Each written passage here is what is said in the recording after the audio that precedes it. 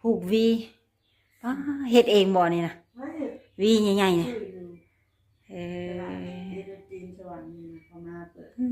เพื่อนเพิ่นก็บักงามๆโต๊ะหยิบเสื้อผ้าเพิ่นอืม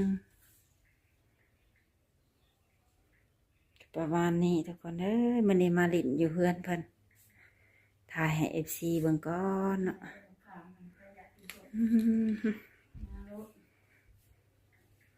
เพื่อนงามเสาก็บักใหญ่2 คนกอดจังหุบ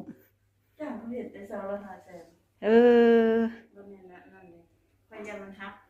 เขาเลยเฮ็ดเสาไหนครับ โอ้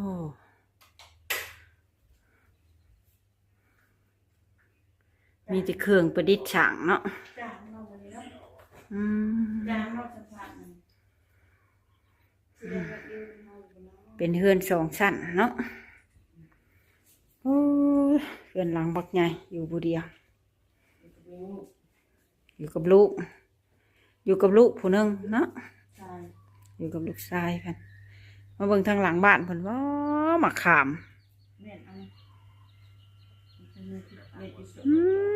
ชมบ่หรือหวานโอ้มะขามสมใส่ต้มใส่แกงนี่บ่ยากเลยกงมะม่วงก็มีป่ะเดินบ้านกว้างขวางเราไม่ได้โทรมาเราเราไม่ได้โทรมานะบ่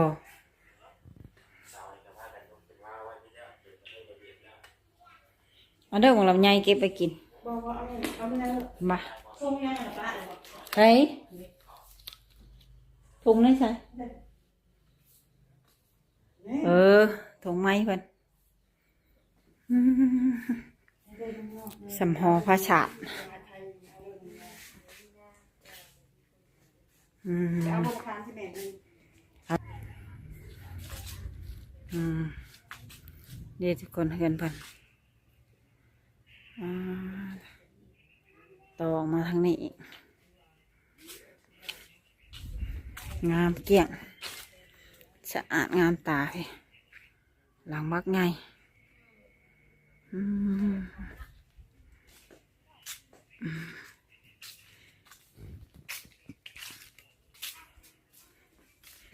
มีทุกอย่างขาดแต่คนดูแล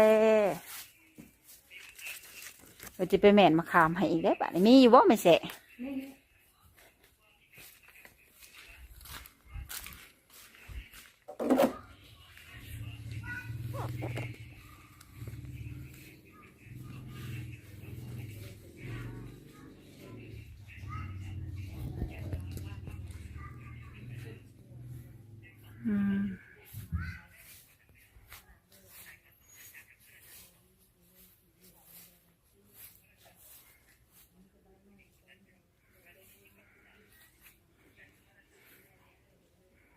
นี่เป็นประตูทางเขาเฮือนเพิ่นทุกคน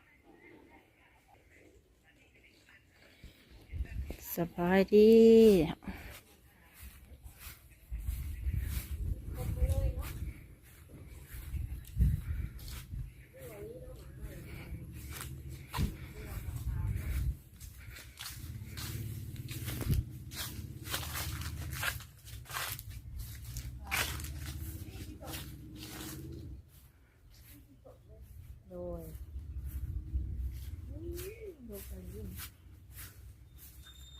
มะขามก็มีแต่หมากงามๆคือผู้เจ้าทำส่งเมื่อเลยทำมาผมส่งเลย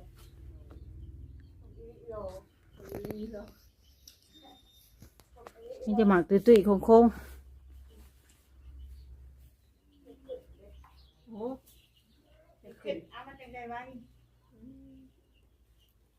เตี้ยๆนั้นต้นมะขามเพิ่นเนาะแต่ว่าดกแพงปลูกเองได้ดิปลูกเองก็ไม่โดยก็ได้ก็น่าปลูกเองหอบนางที่ปลูกหอบนางดูอันนี้ข้อไก่เจ้าหรอวะอันนั้นไก่เพิ่นไก่ไปใช้วุ้นไก่ตายแล้วหมดเสียนับเลยพวกงานมะขามเนี่ยอย่าเอาหลายเด้อเอาน้อยหนึ่งก็พอ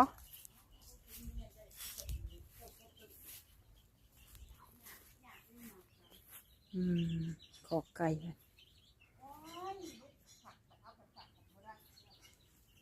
กระเทินในบิดอะก็บิดเลยอย่ามันแหวอืมดกอะไรเรา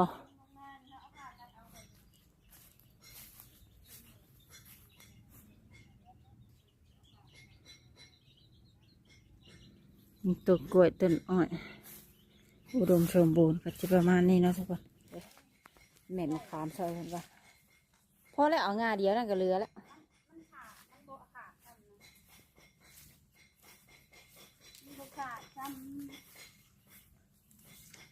โอ้ยแหวแล้ววันนี้คำบ่ได้มันเนาะ ตัวว่าสิเอาพ่อมาเดียวมันจะขาด อืมพ่อบัด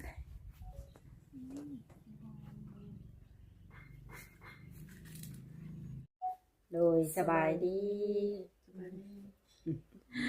วันนี้ก็มาหาเพิ่นอยู่เฮือนเนาะทุกคนบ่ได้ไปหน้ามันเห็นอยู่เฮือน ข้าวหลาน ข้าวหลาน แต่ว่าเขาไปเห็นแล้ว เขามาให้เอามื้อนี่ แม่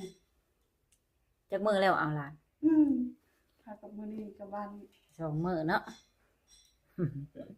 เป็นอะไรหลังจากเปิดใจไป มีคนทักเข้ามาอยู่ ก็บ่มีเลย โอ้มีเป็นอะไรเนาะ จักบ่ฮู้แล้วแต่ว่าชนะอยู่วะ หรือว่าสายเน้นเบดทออันเดียวนั่นบ่ จักแล้ว อืม เพิ่นไปหา ไปกินลำไย บ่มีดวง มื้อนี้ก็มาอัปเดตเพิ่นอยู่เฮือนเนาะจักมื้อจักวันยังสิไปตัดข้าวอีกอยู่บ่หรือว่าแล้ว มันตัดแหละมันมาเลยยันมันอันนั้นแต่มันบ่ออก อืมมันกระเทินเลยเนาะ มันกระเทินเขาดอก แต่โอเคซำนั้นเนาะ โดย เป็นได้ไดคือบ่มีคนทักมาคือว่ามีคนนั่น บ่ ว่า เลยเรียกว่าเฮาบ่มีดวงบ่มีวาสนาบ่เนาะ อยากคุยอยู่บ่เจ้าก็ดิ โอ้ อยากคุยแล้วจังเปิดใจเนาะ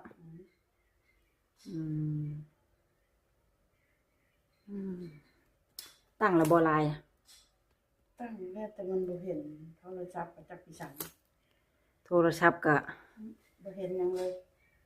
มันตึบเลยไปให้เขาเบิ่งเขาก็ว่ามันเก็บบ่ได้ ไปให้ห้านโทรศัพท์อะ บ่ได้มันบ่แม่นยี่ห้อไปเท่าไหร่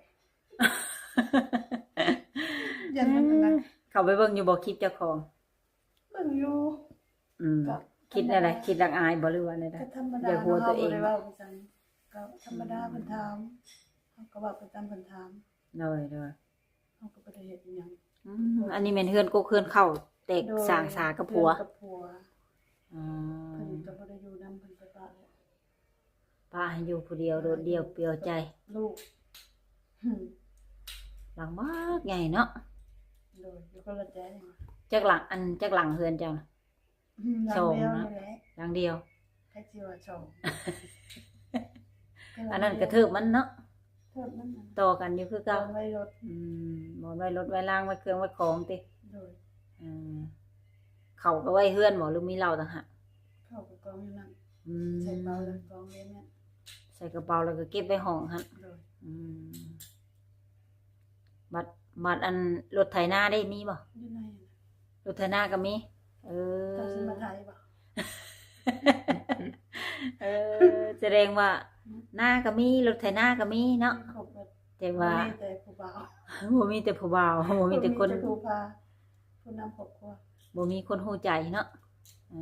คนหูใจ บ่มีแต่คนฮู้ใจ แต่ละมื้อละวันก็จอบโทรศัพท์แล้วเนาะว่าสิมีคนทักมาบ่ประมาณนี้ ธรรมดาคนทักมาก็ทักคนบ่ทักเขาก็อยู่เฮ็ดเวียกตามครอบครัวมีครอบครัวแหละ ยิบเครื่องพร้อมบ่มื้อนี้ ว่าสิเย็บแหละพอดีเจ้ามาแล้วก็เลยบ่ได้ พื้นเท่าไรยิบสิ 50ปกติแถวในเมืองนี่แพงกว่านี้อีกเลยเนาะ แม่นแพงแต่ว่าเฮาอยู่นอก เอาอยู่เขตนอกเนาะ เขาก็บ่เห็นหงแล ใส่แว่นบ่ ใส่ให้แล้ว เส้นก็บ่เห็นแล้วได้เนาะเส้นน้อย มีบ่คนมาตัดเชือตัดหยังนำกะ นี่แหละแต่มันบ่ค่อยสิมีเวลาเลยนะเฮาก็เฮ็ดอันเฮ็ดนี่เลยเนาะ อืม ก็ เฮ็ดหยัง ห่างไปนี่ เฮ็ดหยังปลอกปอกแปกน้องเฮือนนี่แหละ เฮ็ดเวียกน้ำเฮือนนี่ไปหน้านี่ อืม ตัดหญ้าตัดโยนน้ำเดินบ้านนี่ เดินบ้านนี่ก็ตัดคือกันเนาะมันหกเนาะ ตัดเลยตัดเองอีก อืมวีวาบอยู่แล้วเนาะเก่งเลยเจ้านี่ ก็บ่เก่งบ่มีบ่เฮ็ด จำเป็นเนาะ จำเป็น อืม ก็สิจ้างเขาก็บ่มีเงินเบิดแล้วก็ตัดกันนี่ มันรอเรื่องเงินเด้ บ่มีเงินชื่อน้ำมันใส่ก็บ่แห้งแล้ว เออ ก็ดูว่าเป็นแสนใส่ชื่อน้ำมันใส่จักก็ได้ อ่า ก็เฮ็ด มี ไป มี เลย FC บางท่านถามว่า คุยดนทำได้จังสิเอาเป็นสามี ก็บ่ฮู้เลยเนาะเฮาก็ยังบ่เห็นจ้ะจักสิเป็นจังได๋จักสิเว้าไปแนวใดเนาะจักสิถูกใจเพิ่น อิงตามเข้าใจกันเนาะ แม่น เข้าใจกัน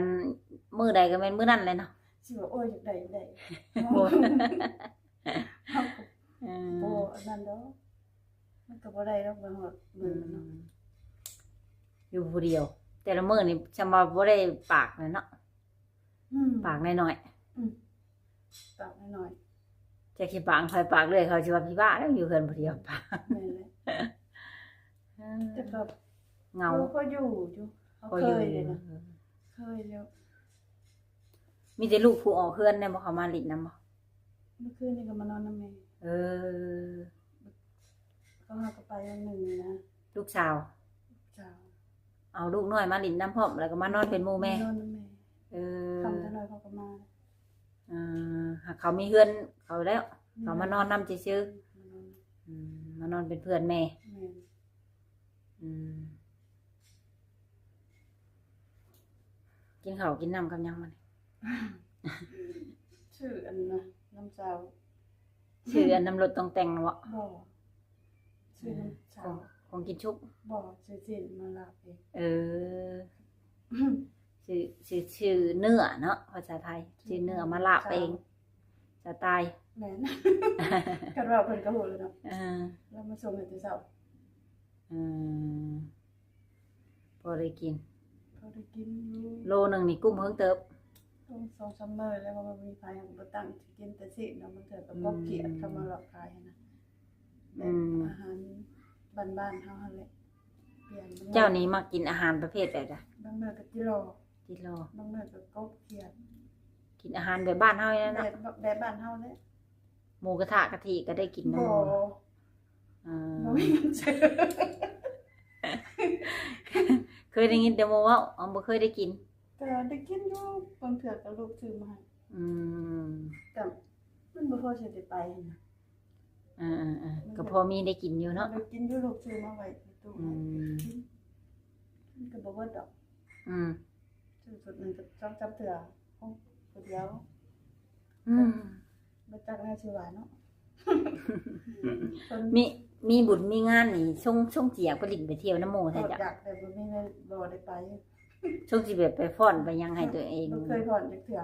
เออ ที่ใหม่ยังบ่ได้ไปนำเขา อ่า ไปจักเทื่อไปอยู่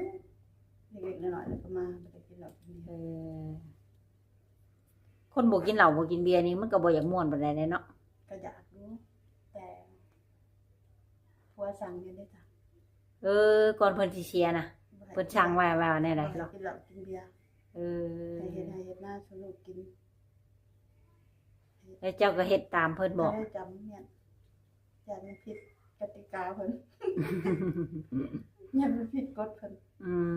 ม ก็เลยไปตามเขาสั่งไว้ ฝันเห็นเพิ่นอยู่บ่ โอ้ เออ ฝันเลยเนาะ ฮะ คือว่าเป็นอย่างนั้นว่ามันจังบ่มีนะเพิ่น ฝัน อื ฝั ม นแต่น้องเพิ่นว่าว่าให้เฮ็ดบุญให้บุญให้จังสิมี อ่า ให้เฮ็ดบุญให้เพิ่น เอายังบ่ทันได้เฮ็ดบุญบ่จ้ะ เฮ็ดแล้วเฮ็ดบุญเฮ็ดกองบุญแล่นก็ได้เพิ่นน่ะ อืมตอนเพิ่นเสียตะกี้น่ะเฮ็ดบุญแจกข้าวอิหยังแล้วเรียบร้อยแล้ว อืมบัดนี้เนี่ยเพิ่นบอกใหม่อีก เพิ่นบอกให้เฮ็ดใหม่ อืมแต่เฮายังบ่ได้เฮ็ด เฮ็ด เฮ็ดแล้วแหละเนาะ เฮ็ดกองบุญแล่นมันก็บ่คักเพิ่นน่ะ อื เฮาม ก็บ่มี เพียงพ่อนะ เพิ่นมาเฮ็ดหยังให้เฮาว่าเฮาเพิ่นจังให้เฮาเฮ็ดของบุญเอง ไปหาหมอ เจ้าเป็นหันเป็นนี่บ่ บอกไปหาหมอเฮาเป็นหยังคือบ่มีเนื้อคู่น้ำเพิ่น เออ ไปปรึกษาหมอ แม่น แล้วหมอเพิ่นบอกว่าเฮ็ดของบุญให้ผัว แม่น เออจังสิได้ผัวอีกนะ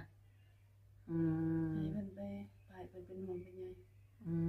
เดี๋ยวนี้นี่เพิ่นยังปลุกเก้างำหัวอยู่นะเนาะ แม่น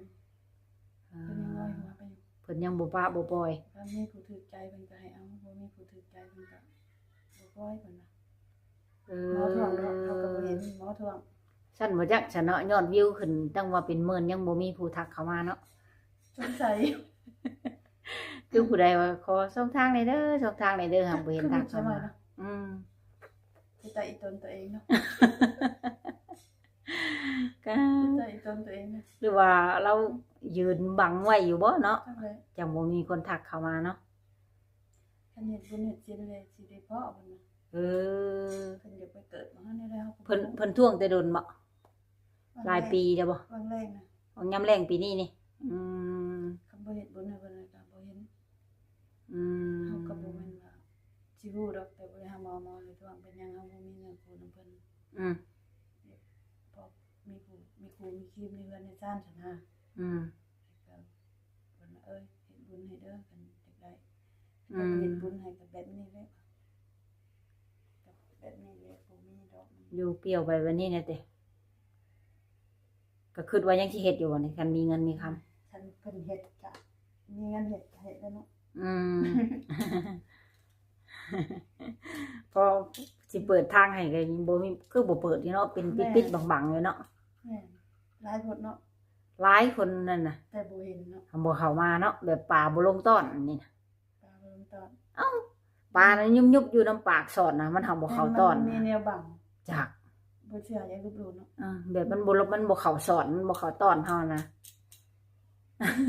เคยใช้อยู่หรอว่าเฮ็ดต้อนน้ำไห้น้ำนานะ บ่เป็น ปลาซิวยุบอยู่เฮามันบ่ลงนะ แต่เฮาบ่ได้เฮ็ดบ่เป็น อืม มีแต่เอาแหน่นั่นแหละไปตรงมันลง อันนี้เป็นความเชื่อส่วนบุคคลเนาะ แม่นบ่เชื่ออย่าลบหลู่ บ่เชื่ออย่าลบหลู่ แม่นอีหลีได้ หนุ่มๆก็ฟังไว้เนาะฟังไว้เว้าสู่กันฟังลิกินข้าวแซ่บนอนหลับอยู่แล้วบ่คุมื้อนี้ก็ได้ เขาแซ่บนอนหลับ เปิดใจไปลูกเต้าบ่ได้ว่าใดๆนะว่า ก็เลยมีผู้เบิ่งผู้แย่งแม่เขาหักแพงแม่เขาอย่าเอามาเป็นภาระให้เขา เขาเว้านะ ถ้าเอามาเป็นภาระเลยบ่อยาก อยากได้มาเป็นผู้นำเนาะ แม่นมาเป็นผู้นำให้เขา คันเอามาเลยมาเป็นภาระให้เลยบ่เอาเขาสั่งไว้แบบนั้นเนาะอันนี้คือคำสั่งของผู้ยังเนาะ คำสั่งของมันยังคำสั่งของผู้ไปแล้วบ่ให้กินเหล้ากินเบียร์ คำสั่ง ให้กินข้าว เจ้าก็บ่ได้สู่ไปดินเฮือนคนบ่ จักสิไปแบบใดเฮาก็บ่อยากเลยนะ จักมัน ยันว่าไปกินข้าวหมู่นั่นหมู่นี่กินข้าวครบ5หมู่สิบ่ได้ไปแบบนั้นเนาะ บ่อยากไป เออ คันมีเงินแล้วก็ซื้อมากินอยู่เรือนแล้วก็จบ อืมสงสัยเป็นคนแบบเงียบๆเนี่ยเนาะบ่มักปากปานใดบ่ปกติ คือจากมานี่ก็ยังอัดประตู เห็นบ่ค่อยขายประตูเอา เพื่อนเพิ่นล็อกประตู มาคือบ่มีคนอยู่หักแท้อยู่ไหนอยู่ซุมื้อ อยู่ หางอัดไว้เนาะ ออกแต่เด็กกะโรงเรียน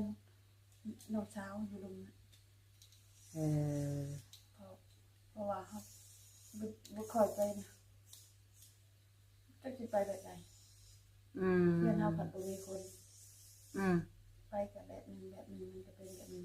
อีกอย่างเฮาก็อายุปานนี้เนาะสิไปลิ้นเลาะๆแหละๆก็บ่คืออีกเนาะ บ่ได้ไปเลยคันเฮาไปก็ไปย่างไปตลาดบ่ไปนาก็มาเรือนมาเท่านั้น น่าสิมีหลานเนาะประมาณ5-6 ปีมาอยู่นำพออันได้ปากได้เว้า เจ้าเพียนแล้วเขาก็หากระสร้างครอบครัว หลานนะ ลูกนั่นแล้ว ก็ยังบ่มีหลานใหญ่เนาะ โอ้ มีหลานทออันเจ้าเอานี่ แม่น คนเดียวนี่บ่หลาน ปีเดียวหาก็ได้ปีเดียว คือลูกหาก็ใหญ่เนาะ หาก็ได้ ก็เลยบ่มีหลานใหญ่ แม่น มีหยังอยากฝากถึง FC หรือว่าหนุ่มๆทางไทยหรือต่างประเทศหรือบ่ จักสิฝากบ่ได้เนาะ เพิ่นว่าเจ้ามื้อนั้นว่า เจ้าน่ะย่านบ่มีผู้มักเนาะ แม่น จะว่าย่านบ่มีผู้มักย่านบ่มีผู้รับได้ เฮาบ่งาม เพิ่นตอบมาว่า มักเด้อรับได้เด้อเพิ่นว่า ที่ได้เฮาบ่งามยังเพิ่นบ่ หากก็คือจะเว้าอยู่เนาะว่ารับได้เด้อเฮาบ่มีผู้ทักมา แม่นมันเพิ่นว่าเพชรเฮามันเข้าบ่ได้จัง บ่เห็นน่ะ เจ้าก็บ่จักคนสิว่าเนาะไปห้านเพิ่นเฮ็ดเลยเนาะ เพิ่นก็ว่าบ่ได้หรอกเลยแหละมันมีแนวบังมาจังได๋มันมีแนวบังเนาะ ทางตาบ่เห็นเด้แม่นว่าเนาะพอไปซื่อๆเฮาก็เลยว่าอยากคุยพอแก้เหงา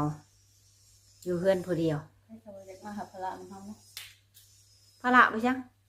ภาระกับภาระเฮ็ดกินใช่ปากเฮาเองนี่แหละเฮือนชานบ้านช่องก็มีเบิดเนาะอยู่ใช้คือกันนะครับบ่เฮ็ดก็บ่ได้กินเนาะ โดย เฮามาเอาเมียซี่ก็คันเฮาบ่เฮ็ดก็บ่ได้กินเอง บ่สมมุติว่ามีอันผู้บ่าวแบบเพิ่นสูงวัยแล้วเพิ่นเฮ็ดนาบ่ได้เด้จ้ะสิเฮ็ดแนวใด บ่จักเลยเนาะก็ยังว่าพระ จ้างเอาคือเก่าเนาะ จ้างเอาคือพระ แบบนั้นแม่นมาเป็นภาระแบบนั้นเนาะบ่เอาแบบนั้น บ่ เออ ใครอยากหาพระ ก็อยากได้พึ่งเลยอยากได้อิงแล้วจังเอาเนาะ โอ้ก็ยังมีบางที่เบิ่งที่เองเนาะ เชื่อน้อย บ่เป็นหยังชูๆสายแน่นยังบ่ทันมาเบิ่งผู้เป็นสายแน่นเจ้ายังบ่ทันกดเข้ามาเบิ่งเด้ ถ้าแต่ว่าอันเฮาเขาแล้วบ่ทันเนาะ เฮ็ดแล้วบุญห่อข้าวบ่จักติ เฮาเขาเลยสิห้องใส่อย่าปิดอย่าบังเด้อ อ่า แต่ก็บางเทื่อเพิ่นเปิดทางให้เนาะ แม่นแหละบ่ชุงสิมีอยู่เนาะเฮาบ่เห็นทักมา หลายโพดก็ยังบ่เห็นนำบัดผู้เวลาแบบนี้โดด มีคน เบิ่ เบิ่ ง ง ได้ปานนั้นว่ะ คนเบิ่งหน่อยกว่าเจ้าอีกแต่ยังมีทักมาบึน ข่อยขี้ได้ ๆบ่ได้ขี้ได้ายไผก็ย่องว่าเจ้างามอยู่ แสดงว่าจังบ่มีเนาะแรง งามเป็นตาหักเป็นตาแพงอยู่หั่นน่ะ เฮาก็น้อยใจเลยบักหลายยังบ่มีใครทักมาจักคนหรือว่าเป็นน้ำเฮาเปลี่ยนแต่ก่อนเฮาใส่ตัวลาวแล้วชื่อเจ็บนะบัดนี้เรามาใส่ตัวอังกฤษแต่มันเป็นอย่างนั้นน่ะ บ่เป็นหยังดอก อืม ของไผก็ได้คือการเฟซชื่อเฟซตัวลาวหรือว่าตัว ไม่ว่า อั เพิ่ ง น กฤษ ยังบ่มีเวลาบ่เมื่อวานนี่มันเป็นวันเสาร์วันอาทิตย์เนาะ อีกอย่างก็ต่างประเทศก็เพิ่นสะดวกแต่ทักไลน์ไป Facebook น่ะชวนไลน์บ่ลิ้น ลายแบบบ่เห็น ไลน์บ่ดำปื้อๆเนาะ ดำปึ๊ด ไลน์ก็มีอยู่ของเพิ่นแต่คนน่ะกดเข้าไปเบิ่งว่าดำปื้อๆกดเข้าเบิ่งอีกว่า มันเป็นน้ำโทรศัพท์ เป็นโทรศัพท์ แม่โทรศัพท์มันบ่มี บ่ทันใหม่ปานใด เป็นแต่ซื้อบนโทรศัพท์นะมันบ่เป็นอันบ่เป็นเฮ็ด อืมก็เลยว่าแบบใดก็พอได้ใช้ประจำวันยาบ่ พอได้โทร พอได้โทร อืม ให้สิฮู้ลินเพจลินไลน์ ข้าวตะกี้ยังคักได้ใช้โทรศัพท์ตะกดอ่ะติ แม่น อืม ใช้เบอร์ตั้งโต๊ะบ่ เงียบคักก็ดีเลยเฮือน อยาน อก น ได้ ชั่วโมงอ อยู่ ยู่บ่ได้ยินเสียงหยังหากคำได้ยินเสียงเพลงเสียงรำแล้วครับผมบ่ให้ปกเอาไปหน้ารถ บ่มักเออ จังมันเป็นหยังเป็นน้ำลายจังว่า คันมีคนเฮือนใกล้เฮือนหยังเปิดตู้อิหยังตึมๆติ่มๆป๊บรถ ไปนอนอยู่นา เออ เขาก็เข้ามา อ่า กลางคืนเขาก็อัดประตูทีไรเขาลิฟต์เขานอนอยู่ห้องบ่ได้ยิน ๆจะม้อย เขานอนมันก็เครียดประตอดแต่ผ่า ป้าอึดบนตอดระบาด ครบหรือผ่าแล้วก็บ่ครบผูให้ยังโปอยู่ ใหม่ๆเนี่ยจังหวัดมาบอกเลย บอกได้สั่งซื้อเหล็กไทยเบียนถึง อืม พอ4 โมงเช้าลูกมานั่ง เจ็บนะ ให้ผู้เดียวแล้วมันเจ็บสิเก็บครบไว้ เห็นว่าโตมันนะ เห็นแล้วหลังจากพมันทายาแล้วก็แบบเอาเพิ่นไปจูดไผนี่เพิ่น ขืนแทง น้อย4 โมงเช้าลูกมานั่งให้อยู่จนฮอด5 โมงเช้า อืม ครบ2 บ่อนครบได้ยาวใส่ อ๋อชุดยอดได้ครบเลยเหี่ยวนะคันโมเหี่ยวนะปานกลางคันเหี่ยวพร้อมเลยโอ้ยยกโป้เลยนะ ก็ยาวใส่แล้วจะเปียกบ่ได้ผ่าออกคิดว่าไม่เงาแต่ยังเบิ่งก็ว่าแม่นสิคิด อืมก็โอเคเนาะใส่ทุกคนลมพลในมานี่ก็โดนเติบแล้วเนาะไว้พอกันใหม่อีกเทื่อหน้าอีกเนาะยังสิมาลิ้นมาหัวน้ำลายเทื่ออยู่ แล้ แล้ว ว ชิมาอีกเนาะ กัน FC มาลินนี่สะดวกให้มาเฮือนอยู่บ่หรือว่า มาสิเป็นหยัง ได้บ่ ได้สิเป็นหยัง อืม FC แห่งม่วนแน่เนาะ สิมาเพิ่นสิมา